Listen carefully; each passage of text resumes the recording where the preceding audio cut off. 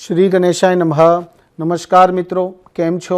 હું છું ચિરાગ દારૂવાલા। મિત્રો, વાસ્તુશાસ્ત્ર અનુસાર સાવરણી એટલે કે ઝાડુ દેવી લક્ષ્મીનું પ્રતીક માનવામાં આવે છે, તેથી તેનું યોગ્ય સન્માન અને યોગ્ય ઉપયોગ ખૂબ જ જરૂરી છે। જો તમે તૂટેલી કે ઘસાઈ ગયેલી સાવરણીનો ઉપયોગ કરો છો તો એ દેવી લક્ષ્મીજીનું અપમાન સમાન છે। આવી સ્થિતિમાં ઘરમાં ગરીબી, અવરોધ અને નાણાકીય નુકસાન પણ તમને થઈ શકે છે। જ્યારે પણ સાવરણી તૂટી જાય કે ખરાબ થઈ જાય ત્યારે તેને તરત જ બદલી નાખવી જોઈએ। વાસ્તુ મુજબ જૂની અથવા ક્ષતિગ્રસ્ત સાવરણી ફેંકવા માટે શનિવારનો દિવસ સૌથી શુભ ગણાય છે, ખાસ કરીને અમાસનો દિવસ। પરંતુ ગુરુવાર, શુક્રવાર અથવા તો એકાદશી તિથિએ સાવરણી ફેંકવી અશુભ માનવામાં આવે છે, કારણ કે તેનાથી લક્ષ્મીજી રોષે ચડે છે।